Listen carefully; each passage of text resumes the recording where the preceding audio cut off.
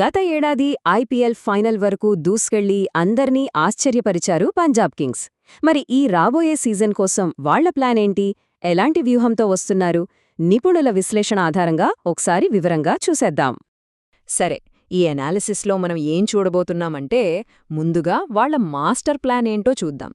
ఆ తర్వాత కీలక భాగస్వామ్యాలు, టీం యొక్క అసలైన బలం, వేలంలో వాళ్లు చేసిన కొనుగోళ్లు, చివరగా వాళ్ల ఫైనల్ టీం ఎలా ఉండబోతుంది, వాళ్ల గెలుపు అవకాశాలెలా ఉన్నాయో పరిశీలిద్దాం. రైట్, ఇక విషయంలోకి వెళ్తే పోయినసారి ఫైనలిస్ట్ కదా, అందుకే పంజాబ్ కింగ్స్కు తమ జట్టులో పెద్దగా మార్పులు చెయ్యాల్సిన అవసరం రాలేదు. చాలా క్లియర్ ప్లాన్తో వేలంలోకి అడుగుపెట్టారు. 26 కోట్లు, అక్షరాలా 26 కోట్లు. ఈ ఒక్క నెంబర్ చుట్టూనే పంజాబ్ కింగ్స్ యొక్క మొత్తం వేలం వ్యూహం తిరిగింది. వాళ్ల అతిపెద్ద పెట్టుబడి ఇదే. అసలు ఒకే ఒక్క ఆటగాడి కోసం ఒక జట్టు ఎందుకు ఇంత భారీగా ఖర్చు పెడుతుంది? ఈ ప్రశ్నకు సమాధానంలోనే వాళ్ల అసలు స్ట్రాటజీ మొత్తం దాగి ఉంది. ఈ మాస్టర్ ప్లాన్ వెనుక ఉన్నది ఇద్దరు. ఒకరు కోచ్ రికీ పాంటింగ్ అయితే, అతను టార్గెట్ చేసిన మూలస్తంభం శ్రేయాస్ అయ్యర్. ఇక్కడ చాలా ఇంట్రెస్టింగ్ పాయింట్ ఏంటంటే, పాంటింగ్ 26 కోట్లు పెట్టింది శ్రేయస్ అయ్యర్ బ్యాటింగ్ కోసం మాత్రమే కాదు, అతనికి కావాల్సింది ఒక మంచి లీడర్. ఇంతకుముందు ఢిల్లీ క్యాపిటల్స్లో వీళ్ళిద్దరి కాంబినేషన్ ఎంత సక్సెస్ అయిందో మనకు తెలుసు. అదే నమ్మకంతో ఈ నిర్ణయం తీసుకున్నారు. ఇప్పుడు మనం టీం యొక్క అసలు ఇంజిన్ గురించి మాట్లాడుకుందాం. గత సీజన్లో వాళ్ల సక్సెస్కు కారణం ఓవర్సీస్ ప్లేయర్స్ అనుకుంటే పొరపాటే. వాళ్ల అసలు బలం వాళ్ల ఇండియన్ బ్యాటర్ల కోర్. వీళ్లే ఆ 5: ప్రియాంష్ ఆర్య, ప్రభ్ సిమ్రాన్ సింగ్, శ్రేయస్ అయ్యర్, శశాంక్ సింగ్, నెహాల్ వధేరా. వీళ్లే ఆ టీంకి బ్యాక్ బోన్ లాంటివాళ్లు. గత సీజన్లో వాళ్ల పెర్ఫార్మెన్సే టీంని ఫైనల్స్ దాకా నడిపించింది. చూసారా, ఈ ఒక్క మాట చాలు వాళ్ల బలమేంటో చెప్పడానికి.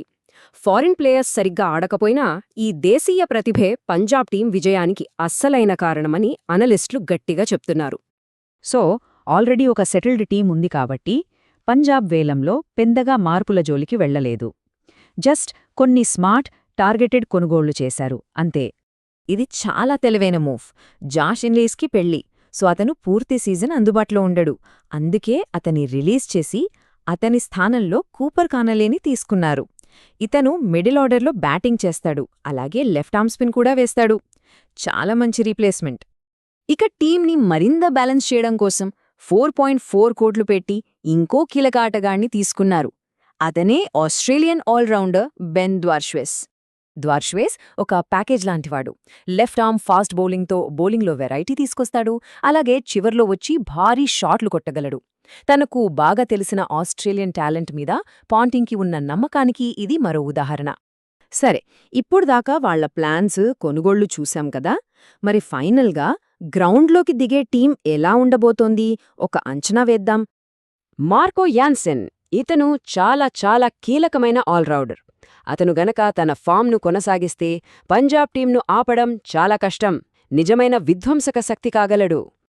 హర్ప్రీత్ బ్రార్ గురించి చాలామంది మాట్లాడరు, కాని ఇకనొక అండర్ రేటెడ్ హీరో. బౌలింగ్లో చాలా పొదుపుగా ఉంటాడు, పరుగులివ్వడు, అవసరమైతే బ్యాటింగ్ కూడా చేయగలడు. ఒక రకంగా టీంకి ఒక సైలెంట్ అసెట్ అన్నమాట. సో ఫైనల్ టీం కాంబినేషన్ బహుశా ఇలా ఉండొచ్చు. ఓపెనర్లుగా ప్రభ్ సిమ్రాన్, ప్రియాంష్, వన్ డౌన్లో కెప్టెన్ అయ్యర్, ఆ తర్వాత స్టోయినిస్, శశాంక్, నెహాల్ వధేరా. చూసారా బ్యాటింగ్ లైనప్ ఎంత స్ట్రాంగ్గా ఉందో? కింద యాన్సెన్, ద్వార్ష్వేస్, బ్రార్ ఆల్రౌండర్లు. ఇక బౌలింగ్లో చాహల్, అర్ష్దీప్ సింగ్ సూపర్బ్ కాంబినేషన్. ఇక ఇంపాక్ట్ ప్లేయర్గా లాకీ ఫర్గూసన్ని వాడుకునే ఛాన్స్ ఉంది. అదనపు పేస్ కావాలనుకున్నప్పుడు అతన్ని బరిలోకి దించే వ్యూహాత్మక అవకాశం వాళ్లకుంది. రైట్, ఇదంతా చూశాక మనకేమర్థమవుతోంది? ఈ టీం నిజంగా టైటిల్ కొట్టేంత బలంగా ఉందా? వాళ్ల బలాలు చాలా స్పష్టంగా కనిపిస్తున్నాయి. 1 బ్యాటింగ్ డెప్త్, 9వ నంబర్ దాకా బ్యాటర్లున్నారు. 2 బౌలింగ్లో వెరైటీ, చహల్ లాంటి క్లాస్ స్పిన్నర్, అర్ష్దీప్, యాన్సన్ లాంటి పేసర్లు. అన్నింటికన్నా ముఖ్యం ఆ స్ట్రాంగ్ ఇండియన్ కోర్. వీటన్నిటితో పాటు మంచి ఆల్రౌండర్లు కూడా ఉన్నారు. అందుకే ఈ టీం చాలా బ్యాలెన్స్డ్గా కనిపిస్తోంది. అందుకే నిపుణుల మాటల్లో చెప్పాలంటే ఈసారి ఛాంపియన్షిప్ గెలవడానికి వాళ్లొక బలమైన పోటీదారు అనడంలో ఎలాంటి సందేహం లేదు. వాళ్ల టీం నిర్మాణం అంత పటిష్టంగా ఉంది. మరి ఈ విశ్లేషణ అంతా చూసిన తర్వాత ఈ టీం జర్నీ ఎక్కడ ఆగుతుందనిపిస్తోంది? వాళ్ళు ఫైనల్ వరకు వెళ్ళగలరా? కప్ కొట్టగలరా? లేదా మధ్యలోనే చతికిల పడతారా? మీరేమనుకుంటున్నారు?